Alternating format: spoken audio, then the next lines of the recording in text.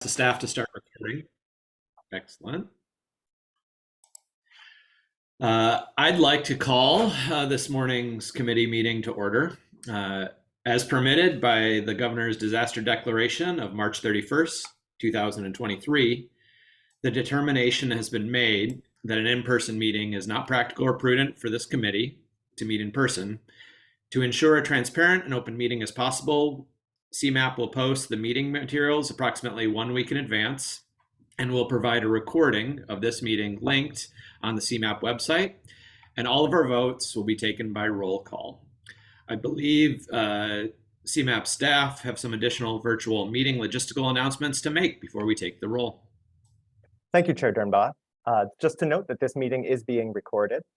We would ask attendees to please use the mute function when not speaking, which will help eliminate excessive background noise.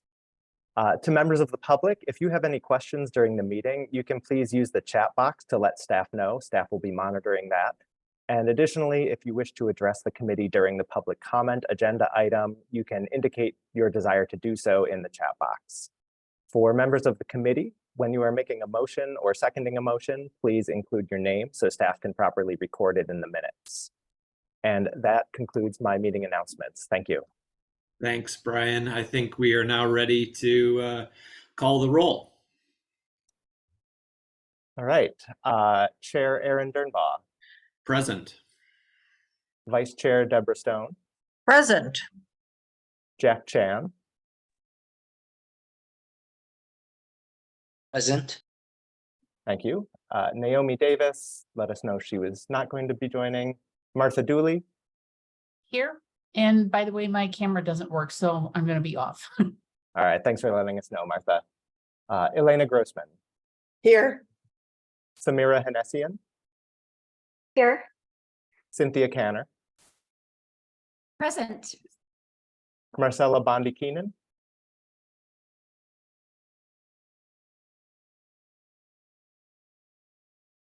Elizabeth Coach.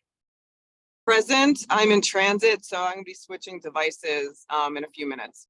Great, thank you. Thank Thomas you. Maylard. Present. Good morning. Morning. Edith Macra. Here. Red Mansour. Here. Paul May. Mary Nicol. Present. Vanessa Ruiz.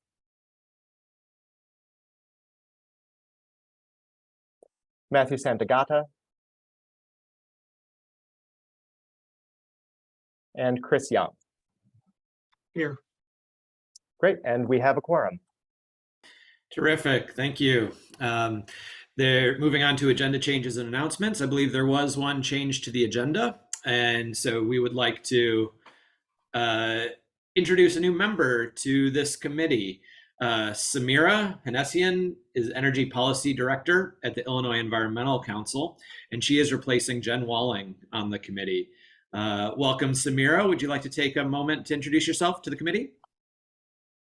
Sure. Hi, everyone. Thank you so much for allowing me to join. I'm taking over for my boss, Jen Walling, our Executive Director at the Illinois Environmental Council. And at IEC, I primarily focus on CJA implementation work. So that's the Climate and Equitable Jobs Act that passed back in 2021. And I also work on various climate issues. So very excited to join this group, and thank you for the warm welcome. Thank you. Welcome, Samira.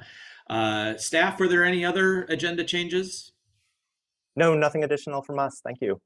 Thank you. Moving on to announcements. I believe our first item is Executive Director Erin Alleman, who is with us today and has a few words for the committee. Erin?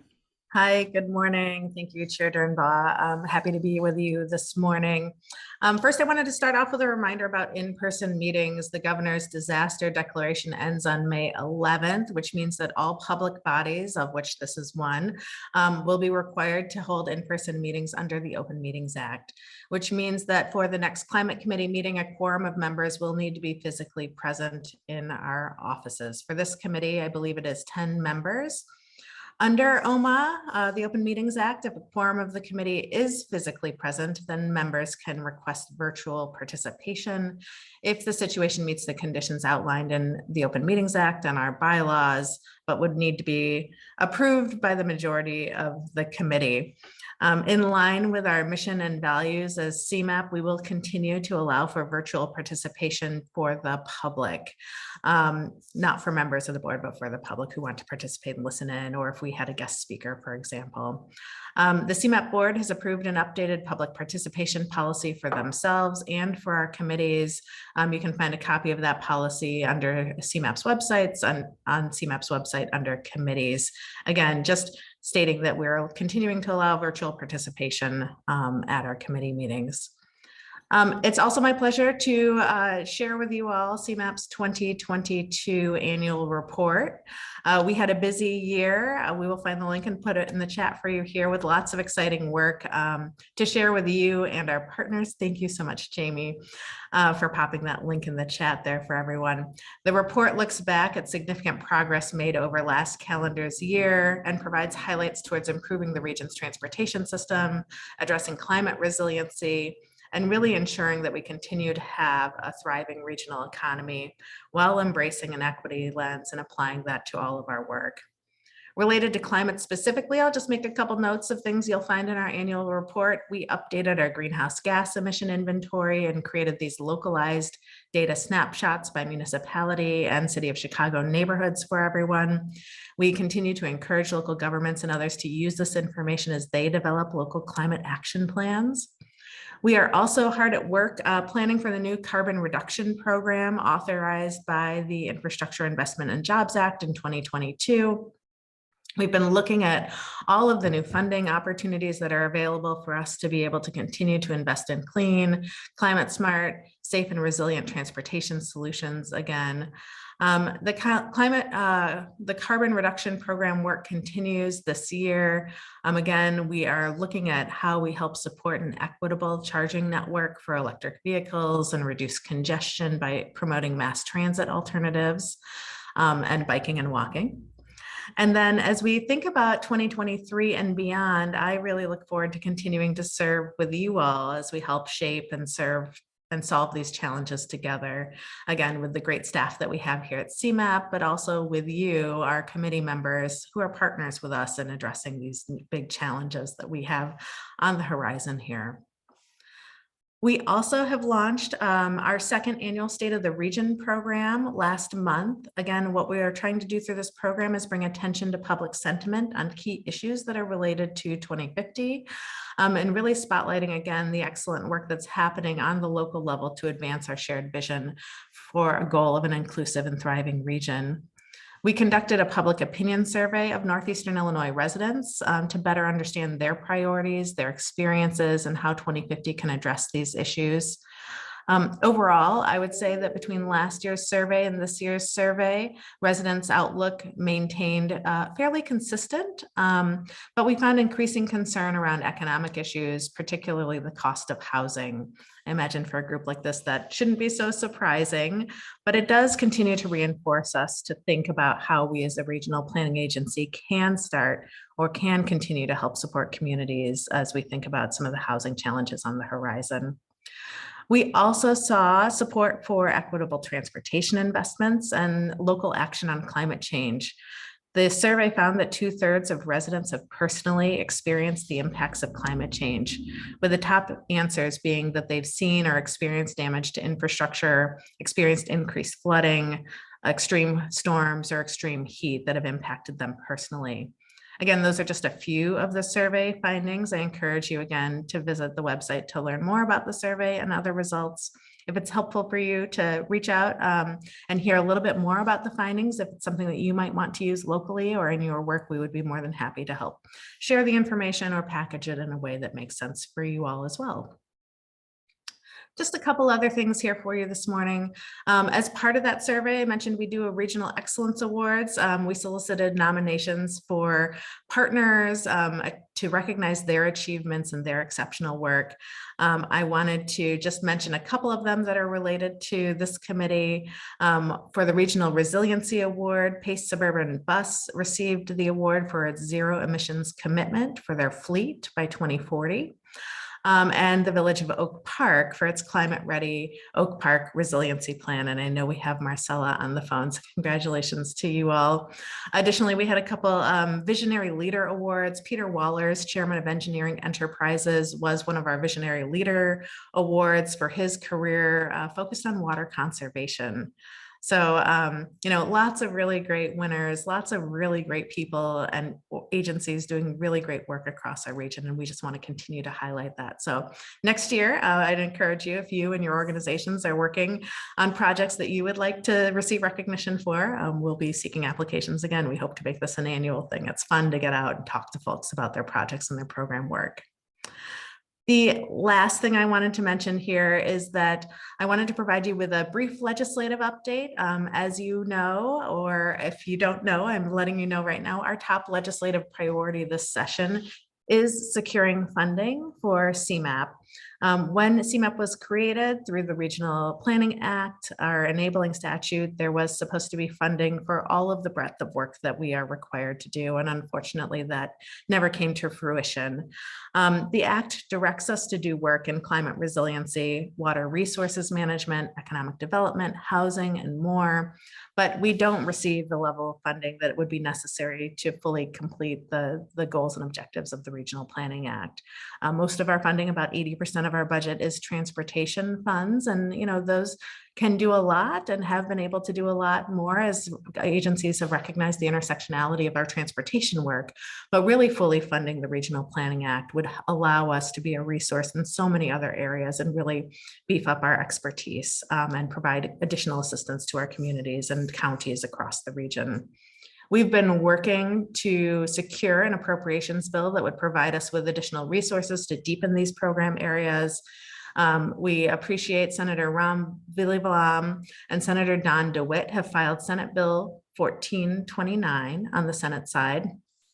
And on the House side, we've had Representative Marty Moylan and Representative Dan Ugasti filed House Bill 4027 to make these appropriations. Our legislative staff have been in Springfield working to see if that we can get these bills incorporated into the state's 2024 budget. We know you care about CMAP's climate work. You can provide comments to the House and Senate budgeteers about these proposals. On the House side, the budgeteers are Representative Robin Gable, and on the Senate side, that's LG Sims. So we know that they would find that our representatives would find committee members' input and feedback on these bills helpful and informative. So if you have questions, our legislative team is happy to talk with you more. I do believe that we have sort of a flyer with both those bill numbers on them. But, again, we're working hard to see that we can get additional resources to help our communities tackle some of these pressing challenges that we know we just need to be working on day in and day out. So with that, I will thank you for the time on your agenda this morning and hand it back to Chair Dernbaugh. Thank you so much. And congratulations on all the work, both for this year and last year. Do any committee members have any questions for Executive Director Alleman?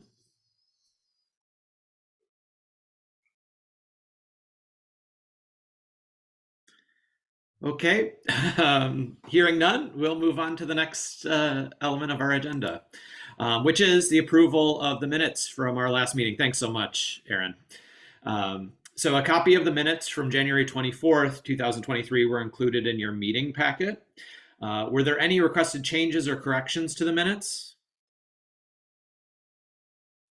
Hearing none, I'd like to invite a motion and a second to approve the minutes. Could I get a committee member to please motion and second? Motion by Thomas Maylard. Thank you, Thomas. Second by Martha Dooley. So there's a motion from Thomas Maylard and a second from Martha Dooley to approve the minutes. Any questions on the motion? Hearing none, staff, could you please call the roll to approve the minutes? Thank you, Chair Dernbaugh. If the committee members could please unmute themselves at this time, we will vote on the minutes with a roll call. I'll also note that Marcella, we received your note in the chat, so you are recorded as present. So for the roll call, Chair Dernbaugh. Approve the minutes. Vice Chair Deborah Stone. Approve. Jack Chan. Approve. Martha Dooley. Approve. Elena Grossman. Approve. Samira Hanessian, Approve. Cynthia Canner, Approve. Marcella Bondi-Keenan,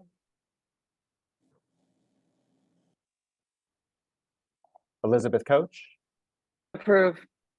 Thomas Maylard, Approve. Edith Macra, Approve. Red Mansour, Approve. Paul May, Mary Nickel, Approve. Vanessa Ruiz, Matthew Santagata, and Chris Young. Approve. The motion carries. Thank you. Thank you very much, Brian. Thanks all. And it looks like there was a note in the chat from Marcella that she also approves. So we're going to move on to our new business section. Our first agenda item is CMAP's Transportation Project Analysis Tool. A video overview of this was provided in the meeting materials. So hopefully you've had a chance to review that, but I'll turn it over to Martin Menninger, who's the program manager for MPO Active Project Management, who will start with a short recap and then lead our discussion. Martin? Morning, everybody. Like Aaron said, I'm Martin Menninger, and there was a short video in advance of this. If you didn't get to that video, I'm going to recap just the highest points and then get us to the discussion. So we're launching a project we're calling the Transportation Project Analysis Tool, or TPAT. And we have a consultant on board with us that is helping us sort of build out this tool. Next slide. The short-term focus of this tool is on our regionally significant project evaluation. Regionally significant projects, or RSPs, are the biggest transportation projects in the region.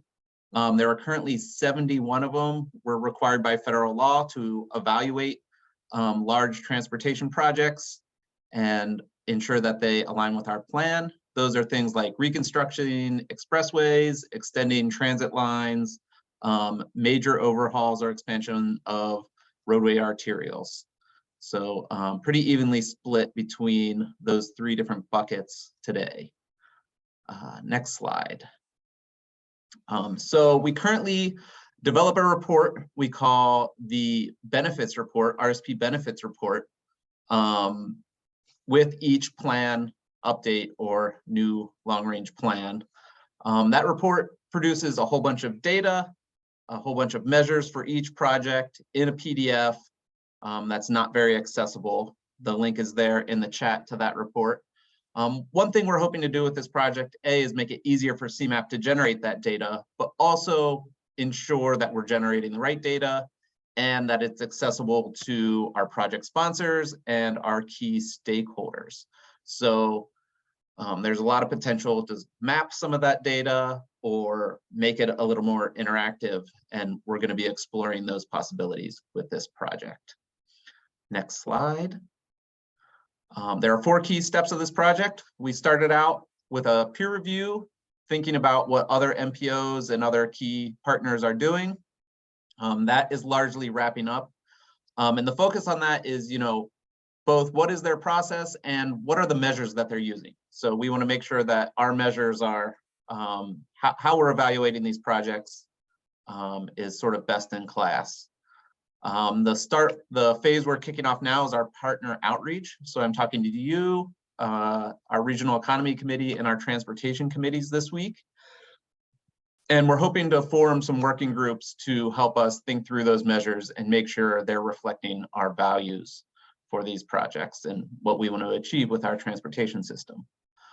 Over the summer, we're going to be automating those measures, which is the part that makes it easier for CMAP in the future. One advantage of automating some of this is hopefully we can do more of it. So it's a lot of work to generate all of this information, and hopefully CMAP can be a little more, generate it more often or find new ways to use it and make it more useful. And then finally, we are thinking about this all throughout the project, but in the fall, we're going to focus our engagement on how we use the data. So what is the process to get from the data to a decision about which projects the region should pursue? Next slide. We've been working with our consultant High Street on the literature review, as I said. It's largely complete. They grouped the measures that peers use into 10 categories that are shown on the screen here. CMAP has measures in most of these categories. Some of them we found are great. Some of them need a little bit of work. We're thinking through the different ways to improve them, use new data that we have, use new tools that we have. So I'll just pause for a short second to let you sort of look at all of these.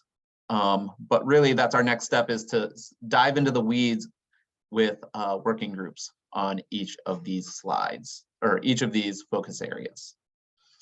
And with that short introduction, I will jump to our discussion questions on the next slide. So, like I said, we are kicking off our partner engagement right now. One big question I have is how should we engage with you? Who are the right people? And also, do you have a process or a data source or information that we should really be using as we think about these large transportation projects for the region?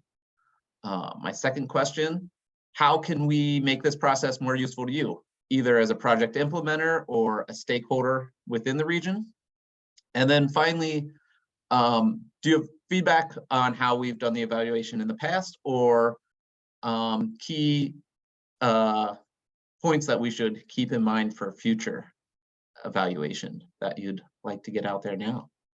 So with that, I'll turn it over to the committee and ask for comments.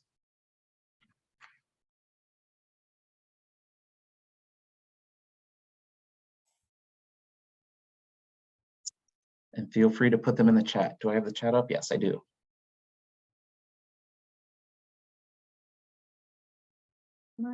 This is Marcella. What scale are you planning to evaluate at? Great question. So our current threshold is $100 million and adding capacity, or $250 million for any transportation project. We were encouraged recently by the FHWA to reevaluate those thresholds, but in general, it's sort of the biggest of the big projects, $100 million or more. And in terms of geographic scale? Geographic scale, it's really more about, does the project impact transportation capacity? So any transportation project in the CMAP region. Sorry, I just meant, like, if you're doing this as a spatially based data set, are you going down to census block? Are you looking more at community level? What sort of data sets are you looking for? Yeah, we've got a lot of different data sets. Most of our measures come from our travel demand model, which has got sort of a subzone granularity. I think they're half-mile blocks, subzones. But we incorporate other data sets at a variety of geographies. But yeah, it sort of depends. We've got buffers and things like that. But I would say in general, these are planning level analyses. So after they go through CMAP, we're really just a sort of a filter. They will go to their implementing agency and go through a programming process, and many of them go through NEPA and much more detailed analysis. So we're really trying to look at things from a regional lens as much as possible, or where appropriate. Looks like Edith has her hand up. Yeah, Edith. And I may have missed it on the other slide. I'm looking for climate hazards, vulnerability, and resilience. So is that factored in across all of those, or talk to me about so we've got a couple. I think we were grouping those under environment at the moment. We do track greenhouse gas, changing greenhouse gas output for each project. We have some sort of environmental measures that look at key, I'm trying to remember exactly how it's phrased, vulnerable key environmental assets in the region and how they might be impacted.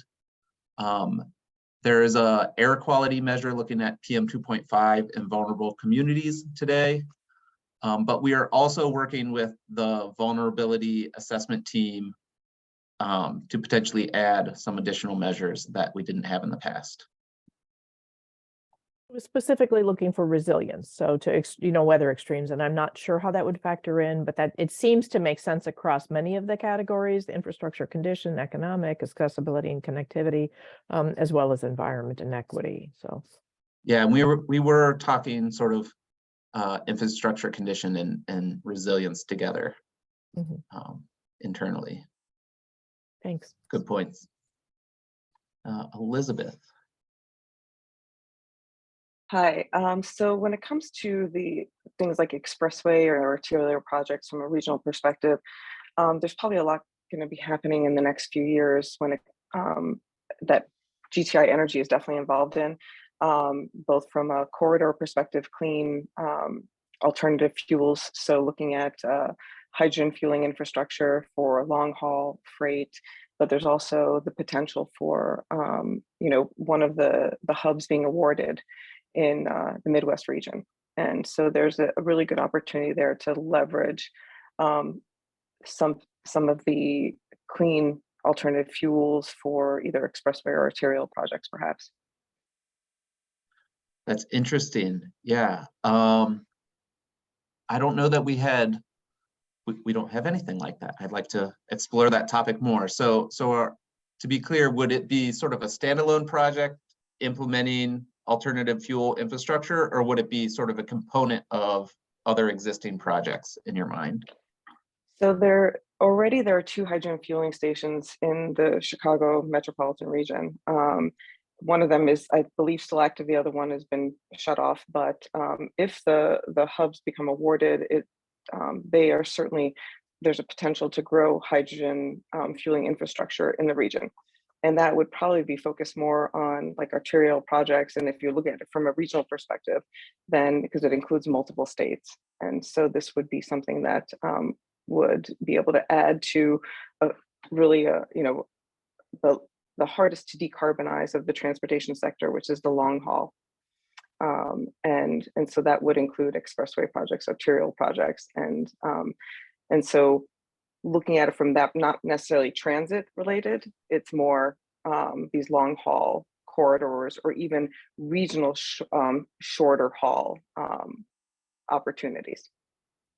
Great. Yeah, I like that idea of making sure when we're rebuilding our infrastructure, it's ready and appropriate for future needs. So the electrification is probably best for light and medium duty or shorter distances. But when we're thinking about some of the harder to decarbonize areas, it is definitely ones that are related to expressway projects and arterial projects. Clean cities, and it's not clean cities anymore. I forgot the new name of it, but they've been involved in these alternative fuels for a long time. Great, thanks for that comment. Gonna go with Cynthia next. And then Marcella, if your hand is still up, I'll do Marcella. I think Marcella had her hand up for a while. Okay, So I wasn't sure. Go ahead, Yeah. Marcella. Okay, I'll be quick, but I was thinking that with these kinds of regional projects, connectivity across people and ecosystems is probably the thing we're evaluating, just disconnecting habitat and communities. But also, if you are able to do surface water flow analysis to look at urban flooding and then urban heat microclimates, I do think there's probably, I saw some modeling recently that showed some pretty high impacts from transportation corridors. I think particularly the multimodal. So if you could maybe wrap that into caution against the LiDAR, do something a little bit different. Yeah, great comment. We have a permeable surface impact sort of metric, and I'd love to sort of talk with you offline about it. And we have a new heat vulnerability index that we're examining how, if it fits in. So both great comments that I'd love to sort of follow up and think how those could be best used if they aligned with what you're thinking. Cynthia. Yeah. So a little bit, but Marcella just started with her comments about habitat, and as we look at infrastructure, keeping that habitat loss in mind and reconnecting habitat as roads are developed and roadside naturalization projects. And for my work, that conservation may be coupled in with the environmental working group would be super important to always be thinking about that as we look toward 2030 and the 30-30 plan, and Illinois is beautiful. So wherever possible, we need to gain back lost habitat, which is mitigates the effects of climate change. So would like to put in a word about that and be sure that we're talking about regaining natural areas, prairies, tree canopies, wherever possible as we correct our infrastructure and grow our infrastructure. Great comment. Yeah, we have an impact on sort of not destroying habitat, but gaining it back is a little farther. And I love that idea. I'm not sure we would capture that with our current measure. So we'll have to take a look and see if we can make it a little more ambitious. Jack.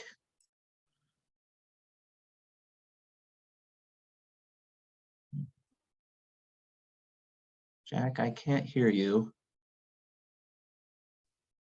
I'm sorry, I forgot to unmute myself. And MWRD, through our master planning, stormwater master planning effort, we have, oh, I'm sorry. So we have some data available on the drainage flow paths and delineation catchments, and that might be helpful in your analysis. And we also developed some volumetric data for Cook County. Unfortunately, the data only cover, within our service area. So, but I think regardless, I think that might be helpful in your analysis. Great, thank you. We'll follow up with you on that data set. Chris.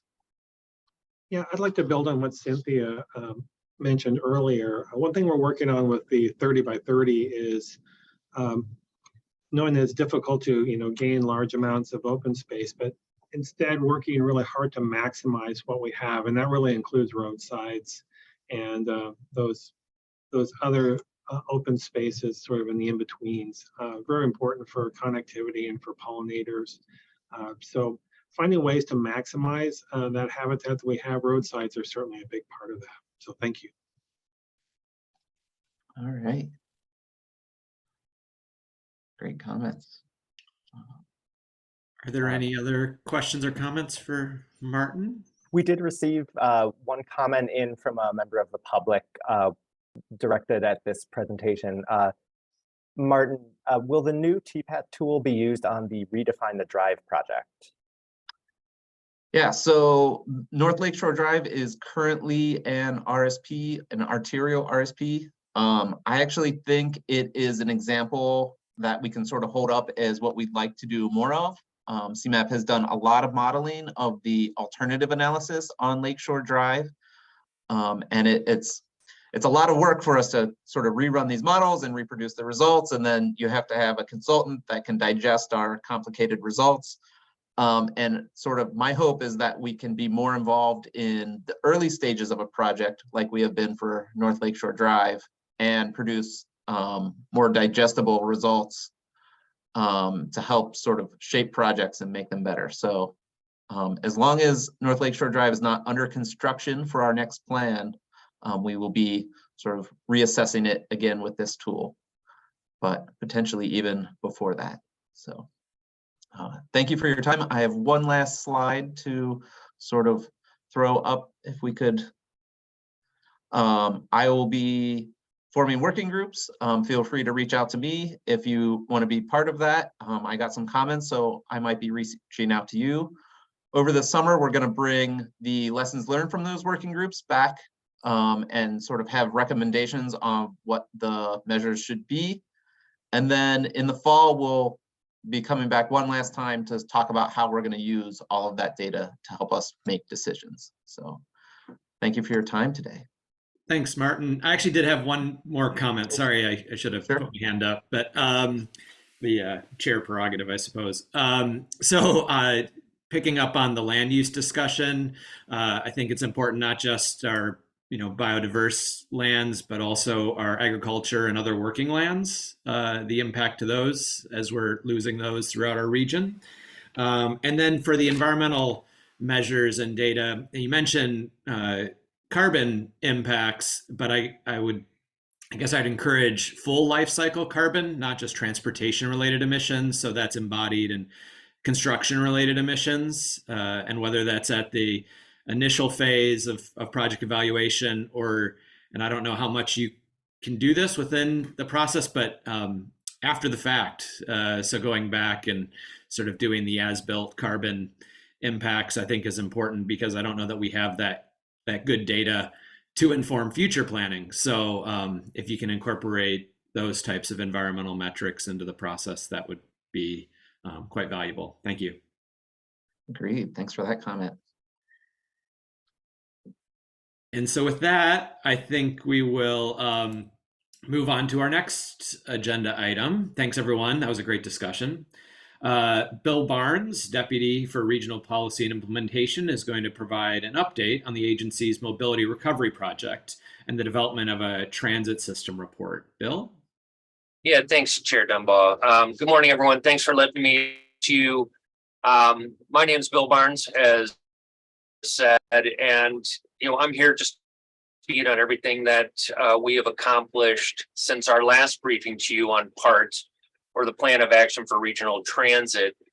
You'll recall that this was initiated in response to a legislative mandate that CMAP engage regional stakeholders to resolve a looming budget shortfall that's going to be by Northeastern Illinois Transit, RTA, PACE, Metro, and CTA. So, given the complexities not only of the underlying problem, but also any slate of solutions that we generate, briefings are necessary. Briefings to our stakeholders, briefings to our board, the MPO policy committee, stakeholder groups, and CMAP board committees like the climate.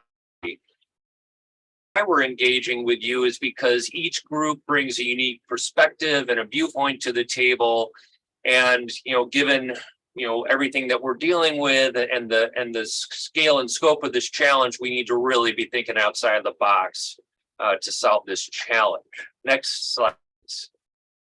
So, transit traditionally comprised of two main. Here we have a chart that shows transit funding from 2020 on the left, projected out to 2031 on the right. The two buckets are generally state and regional funding, so that's in blue, and that's namely receipts and revenues and state match. And then we have operational revenues, which are in green, and the majority of the operating revenues are made up of fares, and those fares are decreasing as a result of the pandemic and shifts in ridership and the workforce experience. But it's something that state law requires under the recovery rate that 50% of transit's operating expenses be paid through fares. So, and since the onset of the pandemic, fares have decreased, and we see a shortfall, and that shortfall is made up with federal relief funding, which is purple, and this funding is slated to begin to run out in 2025. And estimates are that we could face an operating shortfall of as much as $732 million beginning in 2026, which could rise to as much as $1.2 billion in 2031. So basically, we're looking at a 20% operating budget gap. But we can't just cut 20% of services, because transit service or transit systems have an cost just beyond running a bus or a train. They have to maintain stations and garages, So that means that if we were to cut our way out of this, it would require 30 to 40% service cuts to reduce operating by as much as 20%. And that's a lot. And, you know, we're speaking to a really receptive audience here, you know, in the climate committee, and the ties or the relationship between transit and carbon emissions and greenhouse gas reduction are apparent. So it's important to know that if we were going to cut our way out of this, an order of magnitude estimate, we would stopping all service on CTA's yellow, purple, green, and brown line, and stopping all service on Metra's Heritage Corridor, North Central Service, Southwest Service, the Milwaukee's District North and West, and UP West lines, and eliminating nearly 90 CTA buses to more than 7 miles.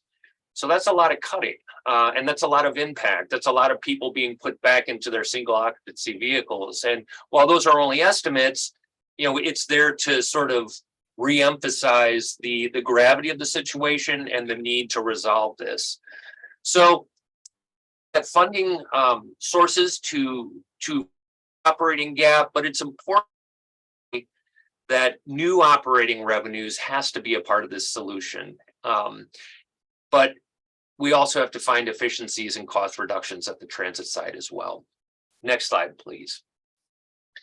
So the group has been divided up in general buckets. The system we want, which is, you know, what the ideal system to incentivize riders back to transit and out of their single occupancy vehicles, how to pay for it, and how to implement. And I'll walk through each of these briefly just to bring you up to speed as to the developments that are going on. So in the system we want, we're looking at how can we improve transit the system? What can we do to incentivize people and support the travelers who have continued to ride transit for the duration of the pandemic? Among the focus areas we're looking at, better buses. How can we make buses faster, more frequent, more reliable, and how all of the region's transportation agencies can, not just the transit agencies, but all agencies that maintain the roads that buses rely on. We're looking at a universally accessible system, both through physical investments like ramps, elevators, and sidewalk connectors, and technological investments that can make the system easier to access for everyone. We're looking at efficiencies. We need to make sure that the system goal, electrification, transit providers can do so efficiently and without compromising service. And of course, safety and security, that's top of mind and has been making the news of late. So there are obvious correlations between this group and this, you know, the existence of transit is a viable single occupancy vehicles. So every transit rider represents a potential car that is not on the road. Bus priority infrastructure, which could result in bus rapid transit in the city of Chicago and throughout the region, would certainly, you know, achieve some of the goals and aims of alternatives here. And then we're also looking at bus electrification. And, you know, while we're exploring the benefits, so that's something on the table. Actually represents capital investments that are really not on tap for this program, but it is something that's under discussion. Next slide. So when looking at the system we want, we're looking at more than just the system and its asset. To use the system more seamlessly to connect throughout the region. So integrated and affordable transit fares, things like discounted transfers from Metra to CTA and PACE, fare subsidies for travelers with limited incomes, and the roles that fare play in overall transit funding. You know, affordability is top of mind. And we're going to be working to build on all the great work that's going on at Cook County as a pilot project. We're looking at other topics like regional rail model. How can Metra adjust its services to address the new travel patterns that we're seeing throughout the region? And land use and development. You know, how can policies around land use and development be used to recognize the strong between transit's long-term successes and financial sustainability. Next slide. How to pay for it. So this is pretty commonsensical. What can we do? What can we do to fill the operational? Potential fiscal solutions have a direct correlation and involve everything that could be generating dollars for transit, including roads, the road system. We're looking at tolls, an increase to the MFT, congestion pricing, road usage charges, and the like.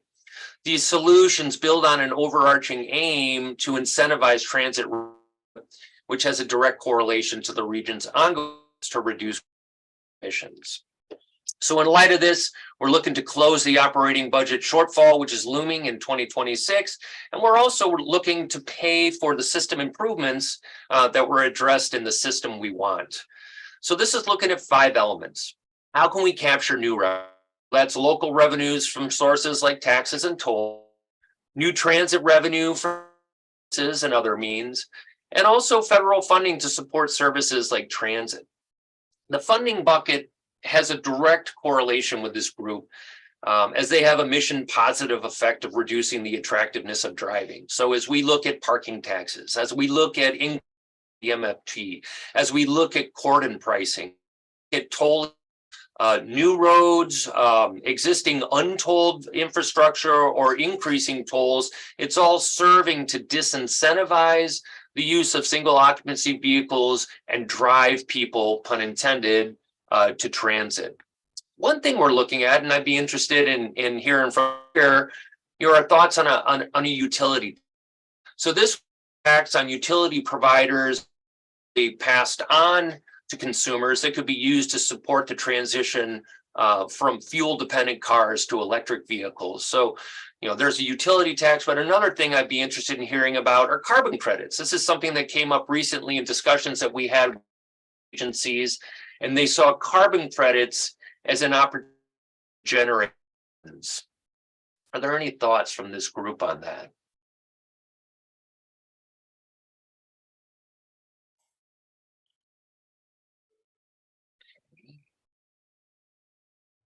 Well, we've got some discussion points at the end. Why don't we move to the next slide? So the last bucket that we're looking to this is basically a group of individuals tasked with reforming the governance structure and funding distribution mechanisms that are in place and have been in place since 2008. And these are topics which span the other groups and their deliverables. Everything is interrelated. So, as topics are being developed, they're feeding into each other and driving the discussions in the various. So first off, we're allocation for public funds. As we're identifying new funding sources and streams, we have to consider how are they going to be distributed. So what's the mechanisms for doing so? Is the current system, is it appropriate, or do funds have to be distributed in another way? Governance is a large and broad topic. It's existing frameworks, process, and procedures for managing transit responsibilities. And the fare box recovery ratio, I touched on this earlier. That's the performance metric that requires at least 50% of the transit's operating budget to be comprised of system-generated revenues. That's up for consideration. Should it be reduced, replaced, or should it be? Next slide, please. So again, this is just a brief briefing on things that have transpired in the months since our past briefing. But the goal here is to make sure that you, if you'd like to, or your that you represent or the jurisdiction is involved as much as you would want. Like to be in this work. How can we get you involved in this work? And what is most important for you to bring back, or for us to bring back to the discussion group as this work moves throughout the year and recommendations are finalized and brought forward for recommendation to the board and the MP committee. Thanks, Bill. I just wanted to highlight Marcella's response to your comment about carbon credits. I think Marcella, if you want to speak to that, or I guess I would say, I think the challenge is additionality. You have to show that you're doing something additional that created that carbon to be avoided or Okay. mitigated. Taking existing programs and infrastructure and transit opportunities and saying, this will go away unless carbon is funded is a difficult one. I think following a model similar to the utility piece you mentioned, like a renewable portfolio standard or energy efficiency portfolio standard, but for, transportation portfolio standard, something like that is probably more of a defensible position. And because the carbon credit piece gets into what many of the main critiques of the carbon markets are today. I don't know, Marcella, did you have anything else you want to add to that? I think, Aaron, you really nailed it. I think part of the issue is perception, or perhaps a true allegation of greenwashing. If you just sort of say this thing exists and therefore we should get credit for it. But I think if you're proposing a new project or an upgrade to a project, especially if you're transitioning to renewable energy in your fleet, I think that could make a lot of sense. Okay. Well, I appreciate that. Unless there's a federal or even state level sort of cap on carbon that then creates the market, I think it's hard to do it as a voluntary, sort of in a voluntary market. So. Yeah. And I appreciate that. And we need to consider who our ultimate audience here, which is the General Assembly. So we're exploring every single option. We leave no stone unturned, and whether, some are shovel ready and we can have a more baked proposal to the General Assembly, while others are more just for future consideration. And we fully expect some of them to be, pitched right back at us for further exploration. So these are great points. Looks like Thomas has his hand up. Thomas. Yeah, and I think that's a good segue to my question, which is, what are our ongoing efforts to connecting these recommendations that we're considering, taxes, other revenue sources, to the legislators who ultimately we can have the greatest plan in the world, greatest idea. If it's not based in what our legislature is considering or appealing to them, then obviously this is, worthwhile, but still not effective necessarily. Right. And where's the political will? And, our hope is that as we present a menu of options to the General Assembly, it will be in a way that educates them to the costs and benefits for every single solution so that they can weigh them and they can determine how to phase them in. Some of these solutions are short term, meaning that we can implement them fairly quickly, while others are longer term. Like road usage charges would take, a feasibility study and a pilot study and years to get in place. But that could be a longer term replacement for immediate tax increases, something like that. I present it to the legislature. You can phase this in. So and ultimately it's up to them. Sorry, Thomas. I want to push you on that further. Obviously, PACE and RTA and Metro are. I'm sure lobbying as we speak, for this looming shortfall, but that's obviously very near. So if we're talking about garnering support for a tax, right, which all these folks are understandably skittish, from, what are we, is there something that we as part of this process are engaging? Not just grand reveal at the end, but as we are building this, is there some sort of incorporation of their or gauging of their interest in some of these concepts? Meaning the politicos? Yeah. Yes. So yes, we're working. We have, our own governmental affairs team is working. They're in Springfield right now. We're coordinating with the transit agencies and their ledge affairs folks. So we're making sure that there is a consistent and talking points as we people, not only as to the problem, but also the fact that this problem impacts the entire state. It's not just northeastern Illinois. And that's a cell that is it's not immediately apparent. So it's time. So we are there saying tax increase or there's going to be a reduction here or there. It's more laying the foundation for the reveal, and the reveal will be as gradual as we can make it, because the process is playing itself out. We will beginning the groups will begin to make sort of more concrete recommendations to the steering committee beginning this summer. So that's when we can start to message the solutions. Thank you. Sure. I'm not sure if it was Martha or Edith who was first. I think it's Edith. Go ahead. Okay, Edith. Just to say it, we don't have a thriving, sustainable region without a thriving transit system. So the investment has to be found. And I'd like to see the analysis on it. I'm not an expert on this, but it does seem that a really good place to start would be to revisit the requirement that 50% of the revenues are generated at the fare box. That probably made sense at the founding, but things have radically changed very, very quickly. And that seems to me to be a really good place to start, to give a little bit of wiggle room to try to generate the additional revenues to keep the system going. I agree, and it was initially implemented as a performance metric. So the question is, what's a suitable replacement, so that we can ensure some transparency and folks are assured that dollars are being spent responsibly. Martha.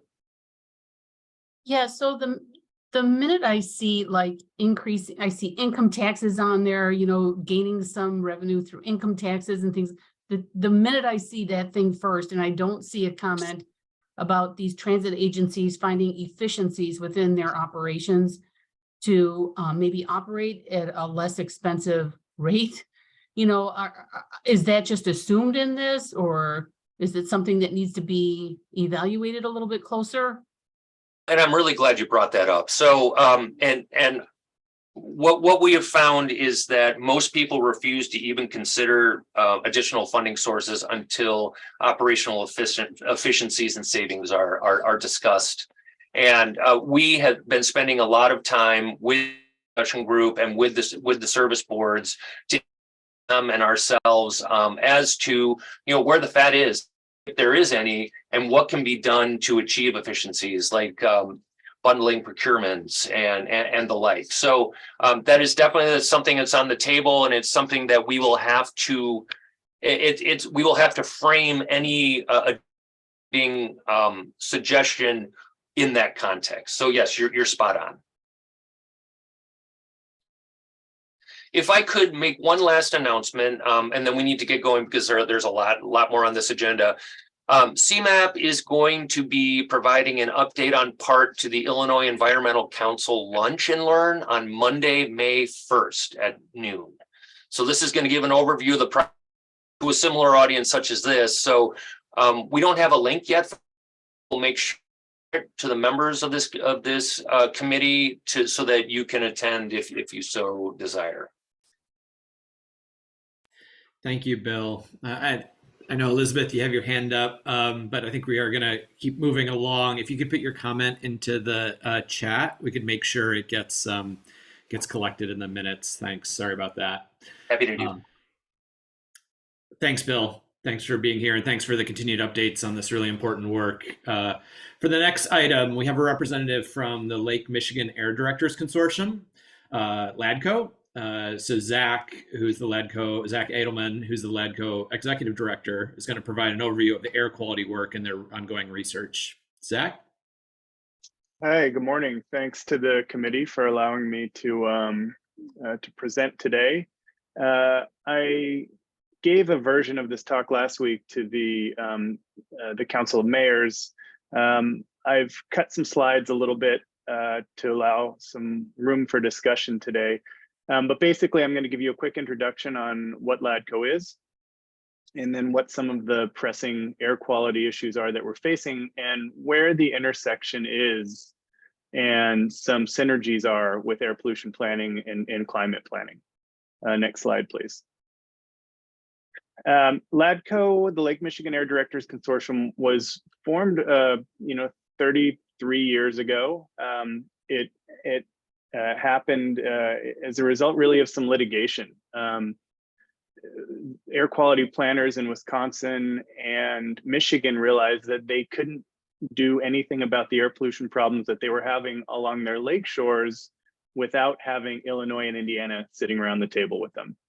You may or may not know that some of the worst smog that we have in this region, actually the worst smog that we have in this region at this point, are in central to northern coast Wisconsin.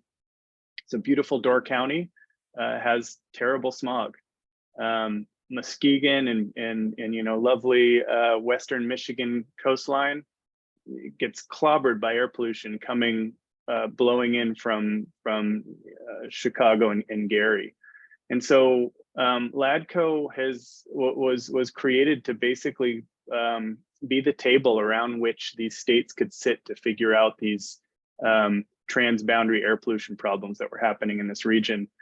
The country organized around similar organizations as LADCO. They're called multi-jurisdictional organizations. And basically the MJOs, like LADCO, are this part of our air pollution planning apparatus that sits between state planning agencies and the federal and EPA. And again, we bring the states together in the regions to talk about common air pollution problems and to come up with multi-state solutions. Our board are the air directors, the heads of the state air programs in the 6 states in our region. You can see the 6 states highlighted here in red in this map. We're funded by US EPA, the same US EPA grant funds that the states use to implement their obligations under the Clean Air Act. And our scope is kind of threefold. One, again, to create we're the table around which the state planners sit around to talk about air pollution planning. We do decision support. So my staff at LADCO are mostly scientists, data scientists and computer modelers. And we provide evidence to the states to inform their decision making. This involves computer modeling and monitoring of ambient information and analysis of that information. And then the third piece is training. We broker federal funds to bring training into the region to build capacity for the state staff. We're a technical organization. Some of the MJOs provide more policy support and comments on federal policy on behalf of the states in the region. LADCO, kind of by design and by the choice of our board, is purely technical in nature. Next slide, please. So what are the air pollution issues that we have here in the region? In Chicago, and when I say Chicago, I'm talking about Chicagoland. The counties surrounding the Chicago metropolitan area. Chicago is part of a multi-state, multi-county non-attainment area for ozone.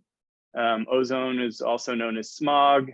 It's not emitted by anything. It's formed through reactions in the atmosphere from combustion byproducts and other types of primary emitted pollutants. The Chicago non-attainment area for ozone runs from Kenosha County in Wisconsin to Lake and Porter counties in northwest Indiana. And there's a series of kind of the Chicago metro and suburban counties around Chicago. Chicago has been a non-attainment area for ozone since the first ozone standard was promulgated in the 90s. And over the course of time, as kind of the ozone standard has been reviewed by public health experts, it's been lowered. So, the first ozone standard, the 97 standard, was here.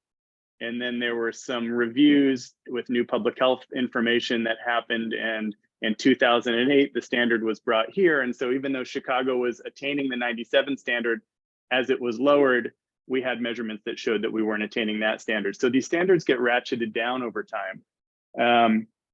And with each kind of ratcheting down of the standard, tightening of the standard, Chicago has continued to be non-attainment for ozone. We have also been non-attainment for both lead and particulate matter in Chicago. And we've been redesignated as attainment areas because the measurements in this region have showed that the lead concentrations and the particulate matter concentrations in the air have actually dropped below the standard. One notable thing that's happening now is that the PM 2.5 standard, very fine particulate matter, has been under review by EPA, and they're lowering that standard. They're ratcheting that standard down. And based on where we think it's going to end up, Chicago will be non-attainment for the new PM 2.5 standard. So we're going to have that to deal with in the coming years. Next slide, please.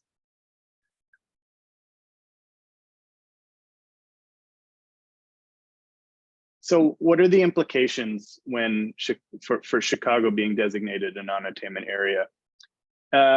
One is that we're all breathing polluted air, right? So there's a public health implication. Ozone is implicated in about 13,000 deaths per year in the United States, mostly to more vulnerable parts of the population, the very young, the very old, and the immunocompromised. But then there's regulatory issues associated with being non-attainment. It becomes more difficult to permit new stationary sources, point sources in a non-attainment area. These are emission sources that have emissions that come from stacks. And for those sources that currently exist in the region, control requirements are required. On-road vehicles, the reason we have an inspection and maintenance program in the Chicago metropolitan counties is because we're an ozone non-attainment area. This is to try to keep dirty cars off the road. And then the states are required to put plans in place called state implementation plans that include emissions control programs that are going to show EPA that they have a plan to lower emissions from all different types of sources, not just stationary sources and not just mobile sources, those included, but all types of sources to meet attainment of the standard by a certain deadline. The Chicago non-attainment area counties, the 11 counties, again, that stretch from Kenosha in Wisconsin down to Lake and Porter in Northwest Indiana, are about to be bumped up to a more serious status next year. We can see where the measurements are now, and the way that the averaging works and the calculations work that EPA uses to determine whether you're meeting the standard or not. We're pretty far away from meeting that standard. So we know that Chicago is going to be bumped up to a more serious status. And what happens is, as you get bumped up, is that the regulatory requirements become more onerous. So it becomes even more difficult to permit stationary sources, and more controls are required. Next slide, please. Let's skip on this one. I mentioned PM 2.5 but that's coming later in the decade. So what can be done? So LADCO's role really in our region is, from a technical standpoint, is to help our states understand what the causes of ozone pollution and PM pollution are. We run models that allow us to do what we call source attribution, so we could figure out, it's not just mobile sources, but is it heavy duty diesel? Is it light duty gas vehicles? How much is coming from the rail sector? How much is coming from commercial marine vehicles?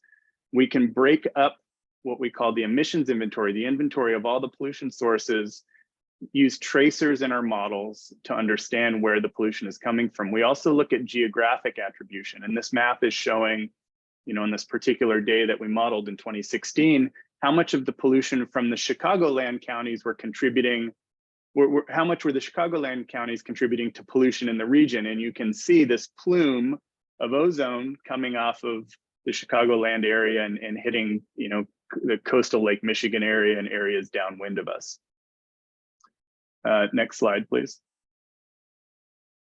So a couple things I want to talk about with you all today are about, the intersection between climate and air pollution. The same sources that emit the precursors for ozone, and to some extent the sources of particulate matter, also emit carbon dioxide, methane, and some of the the more important greenhouse gases. And so when we're talking about control programs for air pollution, there's also a benefit, or what we call a co-benefit for climate. And then there's a third piece of this, and this is environmental justice. So as we're trying to control air pollution, we're having benefits to climate. And we're also having benefits to the overburdened communities in our region. The analysis can shift depending on which of these priorities you're interested in focusing on. You can also turn this around and say, you know, if we're implementing climate plans and we have a plan to reduce greenhouse gas emissions, how is this going to impact air pollution in the future? And one of the reasons that I've reached out to CMAP is to try to get a sense of what some of these plans are, so that we can bring these into the air quality planning discussions that we're having with the states in this region. We're doing quite a bit of research. I engaged a lot with university and federal government research organizations. This summer, there's a field study coming to the region. We have NASA and NOAA and different university researchers deploying instrumentation. We've got some flights coming through the region to measure sources of air pollution. And we've also got a satellite that was launched 2 weeks ago. NASA launched it, not LADCO. NASA launched the satellite a couple weeks ago. It's our first geostationary satellite that looks at air pollution from space. All of our composition satellites, Earth, you know, atmospheric composition, not weather, but chemicals, are at this point have been polar orbiting. So we get one picture a day as the satellite comes across the area that we're living in. Really important. We've been gaining many insights, important insights from these polar orbiting satellites. But the satellite that went up 2 weeks ago, called Tempo, is geostationary, meaning like the weather satellites, it's going to sit right over North America and take pictures constantly of the pollution, both ozone pollution and ozone precursors like NOx and formaldehyde, but it's also going to be measuring some greenhouse gases like CO2 and methane. So we're going to get this really high temporal and spatial resolution picture from space starting to come out later next year. And we at LADCO have been doing a lot of work with our air agencies to help them understand how to use this information to inform their planning. And so engaging with you all in the climate committee on what data we have here in the region, what we're collecting and what we're using, and how we might partner with you to help you fulfill your goals. So Martin was talking about understanding, you know, measurements and metrics to help inform some of the planning that he's doing. You know, I would be happy to engage with you, Martin, to let you know, where the different measurements are in this region, what the sensors are available, and how those data could be used to track progress. And similarly on Bill's presentation and talking about transportation-oriented development and some of the other things that they're looking at to help the revenue issue with regional transit. I think there's some benefits there in air pollution and climate that also need to be part of that conversation as well, and some of these plans that could help air pollution and public health. And so all of this really comes down to helping our states, helping our member states understand what the emissions reduction strategy should be to meet their air pollution goals and to improve public health in this region. Next slide. So that's really it. I can stop there. I'd like to have some conversation with you all if you're interested. I am quite interested in engaging more with you all folks on this call on any items, any issues where you think you could use some support on what information on air pollution is available in this region. We hold and generate and collect and analyze a lot of air pollution data at LADCO, and I'd be happy to engage with others on how you can access and use that information. Thanks very much, Zach. Just a general question: if folks, either municipalities or some of the agencies that are represented, maybe that are at a state or a regional level, Chicago area region level, are interested in engaging, is just contact you directly. I know you said you're more data focused than maybe policy focused, but is that the best? Yeah, reach out to me directly. You can send me an email. We can set up a time to talk. I know what the air pollution policies are, so I certainly can have discussions with you on them. But when I say we're not policy focused, you know, I don't go on record making comments about policy is essentially what that means. Thanks. I know we need to move on to the next agenda item here in just 1 second, but does anybody have any question, or if you do have a question or a comment?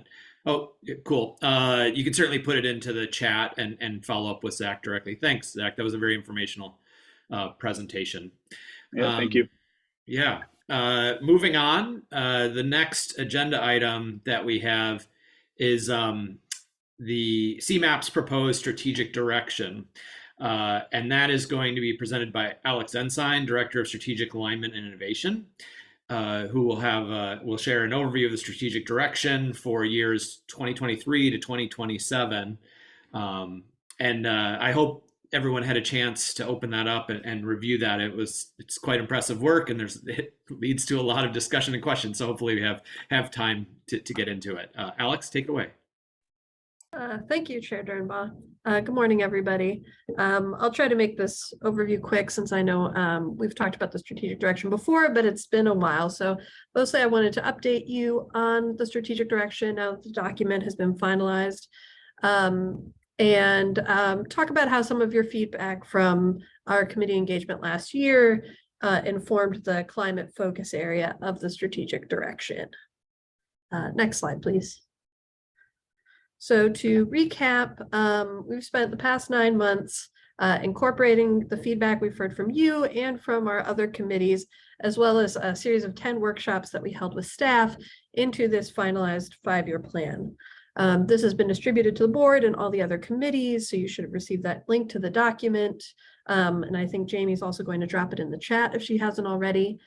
But now that we have these finalized approaches in hand, we're beginning an agency-wide process of developing multi-year programs for all of our work aligned to the strategic direction. So everyone who manages a program area is going to have a 5-year work plan for that program area. This will really allow us to be much more strategic as we're doing our annual work planning. We've already aligned our fiscal year 2024 work plan to the strategic direction, and we're going to build on that work with our fiscal year 2025 work plan. Next slide, please. So to recap really quickly, our 3 focus areas for the strategic direction are around transportation, climate, and regional economic competitiveness. We have a lot of kind of flagship program areas already in these 3 focus areas.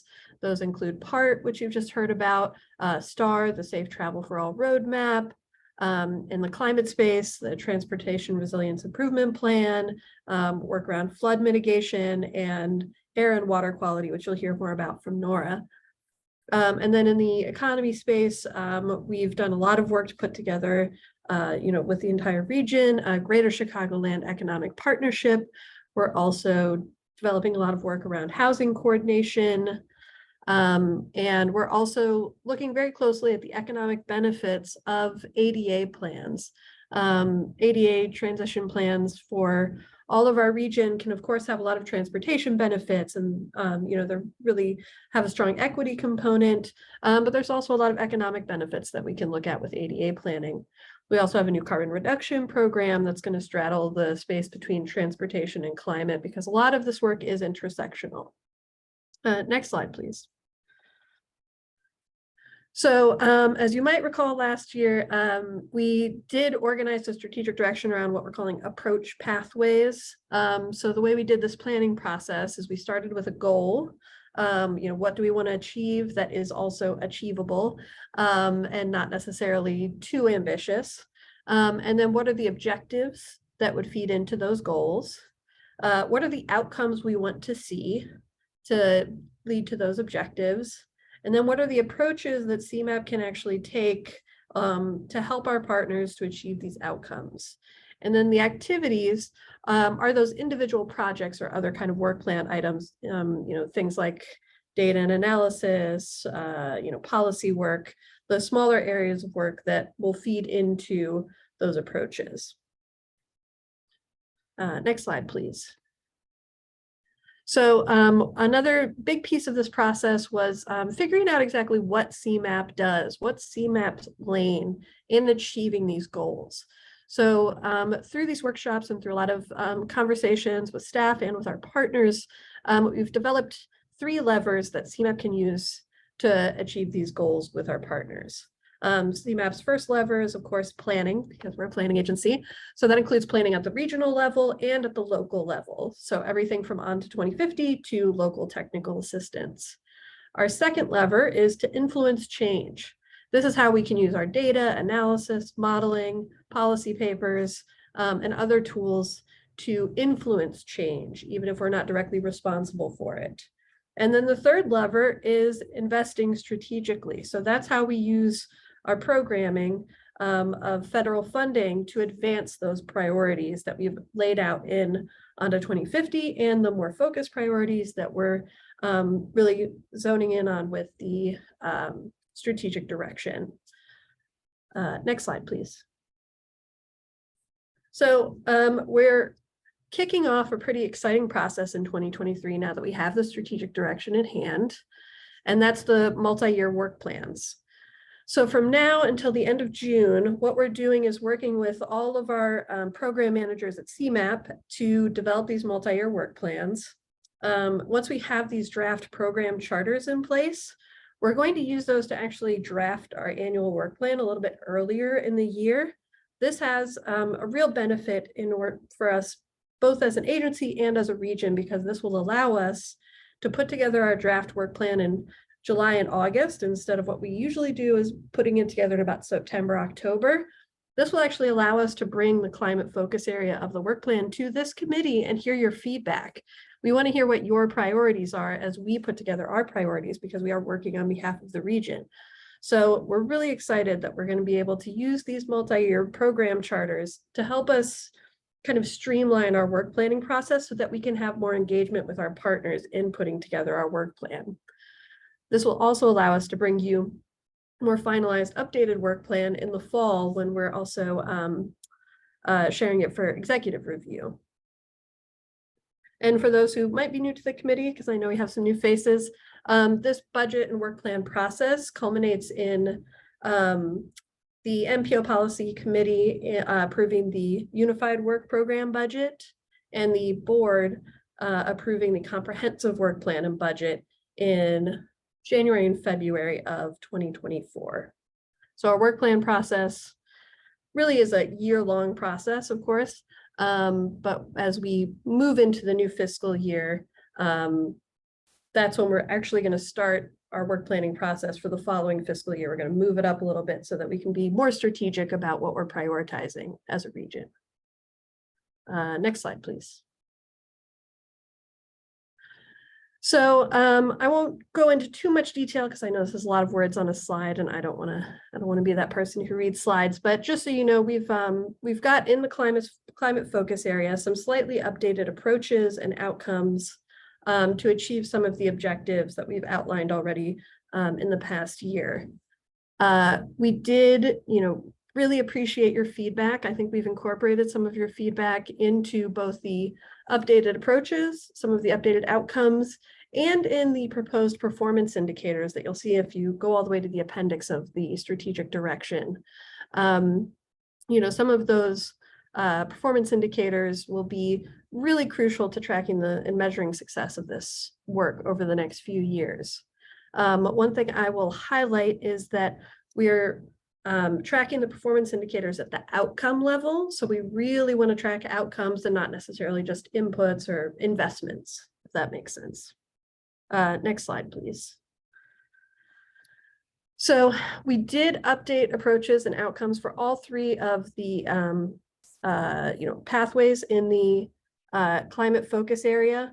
We did incorporate your feedback directly, especially in some of the performance indicators that we're selecting for this. So for the transportation resilience space, we're going to be looking at how we're targeting investments in economically disconnected areas and other low to moderate income communities, as well as looking at the percent of tree canopy increased in those areas. Next slide, please. In this last focus area around our water resources, which you'll hear a little bit more about from Nora, who's managing our air quality and water resources work.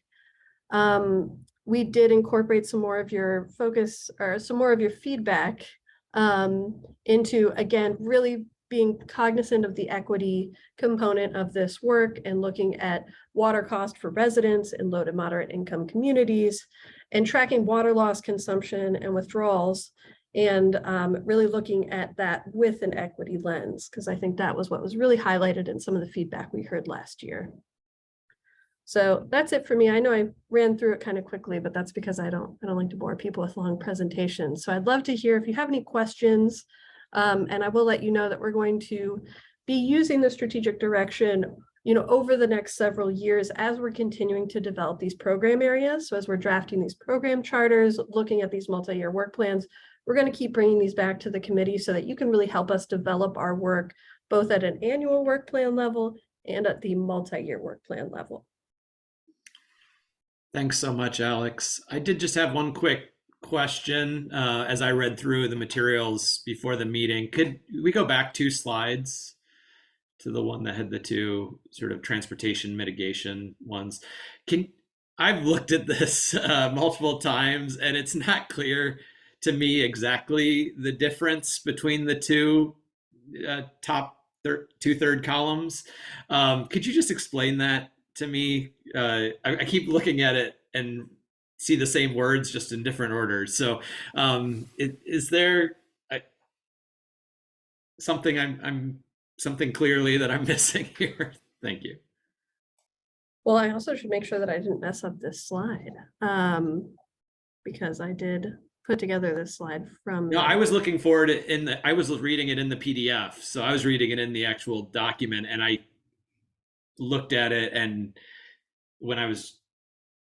they just look very similar, except for, where the, maybe the action, where the verb is sort of shifts, but otherwise it's the same sort of phraseology. So I guess I'm just,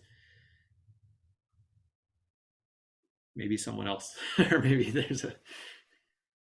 Yeah, I might wait and see if someone else from the team or perhaps Bill could chime in, but I will say that I think if I recall correctly, because I'm not as much of an expert in the climate focus area, the nuance here is that one of these pathways is really focusing specifically on carbon reduction, and is tying directly into the new carbon reduction program, and the other is more broadly looking at emission reduction strategies.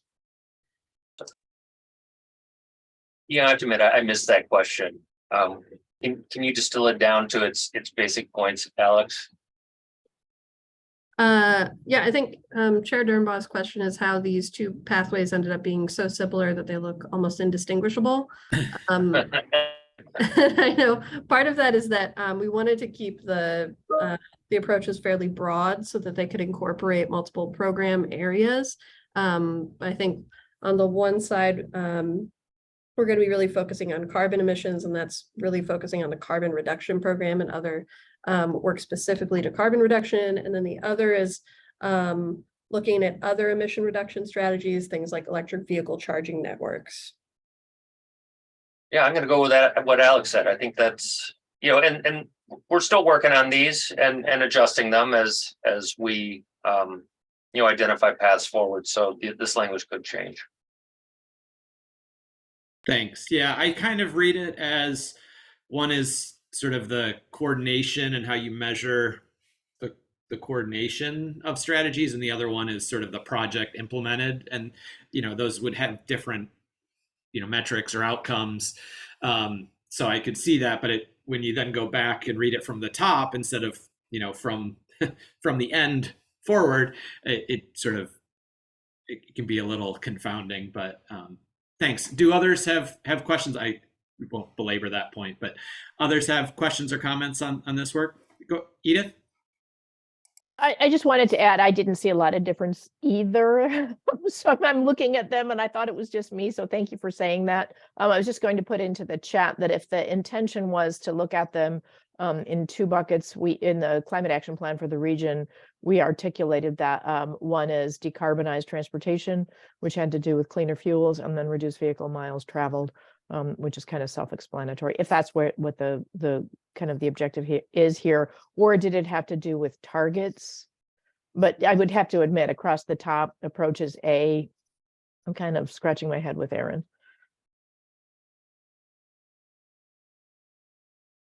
Yeah, no, I do appreciate that feedback. I think it'll actually become a little bit more clear as we develop the program charters. Each of the program charters are going to map to these approaches, 3 approaches specifically. So it'll I think become more clear as we're bringing the program charters to you and sharing how they map to each of these approaches, as well as the indicators that are used for these individual approach pathways.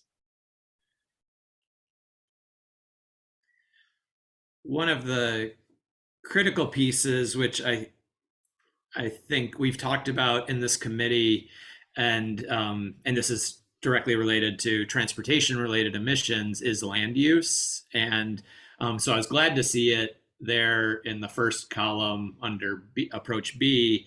But I also realized that that tracks very closely to some of the approaches under the regional economy group.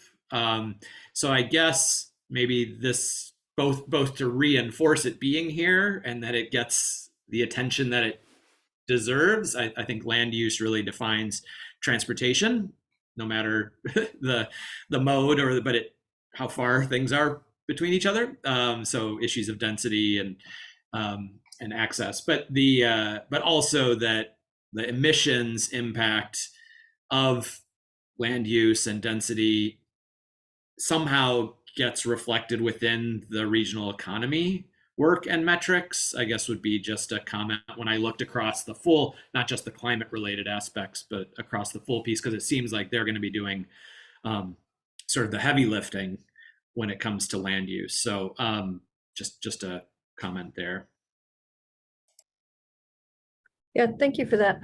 We did hear in some of the feedback that we hadn't made the land use piece explicit enough in the strategic direction. So that's why we made sure to include it in the approaches in both of those focus areas.